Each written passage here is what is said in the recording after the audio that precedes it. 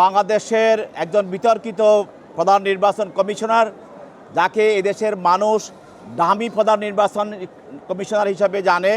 গত 7 জানুয়ারি বাংলাদেশে যে একটি অবৈধ এবং প্রহসনমূলক নির্বাচন হয়েছে, যে সেই নির্বাচনটার মূল হোতা ছিল আজকের এই হাবিবুল আউয়াল। তাকে শেরেবাংলার নগর একটি মামলায় তদন্তকারী কর্মকর্তা, সে এজাহার নামী আসামি, তাকে আজকে আদালতে উপস্থাপন করে 10 দিনের রিমান্ড প্রার্থনা করেন এবং তিনি নিজেও আদালতে বক্তব্য রাখেন। তার পক্ষে তার আইনজীবীরাও বক্তব্য রাখেন। তদন্তকারী কর্মকর্তা তার বক্তব্য রেখে উভয় বক্তব্যের পরে তার বিরুদ্ধে 10 দিনের রিমান্ড প্রার্থনা করা হয় তদন্তকারী কর্মকর্তার পক্ষ থেকে। সেখানে 3 দিনের রিমান্ড মঞ্জুর করে বিজ্ঞ আদালত তাকে জিজ্ঞাসাবাদ করার জন্য তদন্তকারী কর্মকর্তাকে অনুমতি প্রদান করেন। হাবিবুল আউয়াল তার বক্তব্য রাখার সময় সে স্বীকার করেছে যে ওই নির্বাচনটা ডামি নির্বাচন ছিল এবং সেও স্বীকার করেছে যে ওই নির্বাচনটা প্রহসনের নির্বাচন ছিল। এটা সে স্বীকার করেছে এবং এই নির্বাচনের দায় সে সরকারের উপরে চাপিয়ে দেওয়ার চেষ্টা করেছে। তবে আমরা বলেছি, আমাদের নির্বাচন কমিশন একটা সাংবিধানিক সংস্থা, এটা আমাদের সংবিধান দ্বারা স্বীকৃত এবং সে শপথ নিয়ে সেখানে প্রধান নির্বাচন কমিশনার নিযুক্ত হয়েছিল। অতএব সে অন্য কারোর উপরে দায় দেওয়ার তার কোনো রকমের সুযোগ নাই।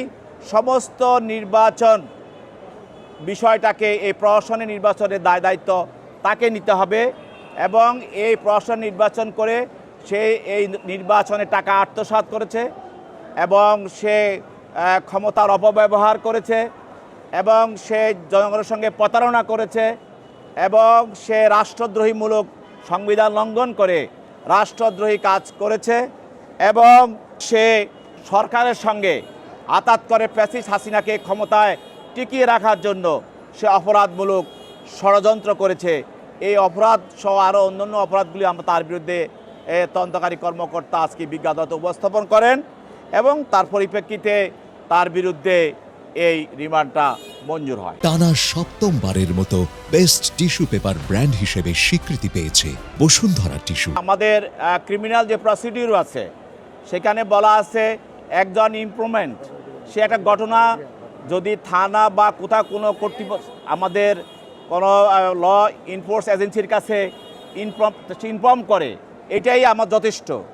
এরপরে যিনি তদন্তকারী কর্মকর্তা, তিনি তদন্তের স্বার্থে তিনি তার এই মামলার কোন কোন ধারায় এই মামলাটাকে উনি আনয়ন করবেন তিনি স্থির করবেন এবং এছাড়াও প্রাথমিক তদন্তে যদি উনি যে ধারাগুলিতে নিয়ে অগ্রসর হওয়ার পরে যদি দেখেন যে এই ঘটনা তদন্ত করতে গিয়ে আরও ধারার সঙ্গে এখানে পাওয়া যাচ্ছে, সেগুলিও উনি সংযোজন করার জন্য বিজ্ঞ আদালতে উনি উপস্থাপন করতে পারেন। গতকালের সেই রিমান্ডের বিষয়ে জিজ্ঞাসাবাদের পর তদন্তকারী কর্মকর্তা তা তদন্তে দেখতে পেয়েছেন যে এই ঘটনার সঙ্গে আরও বিষয়গুলি জড়িত হয়েছে।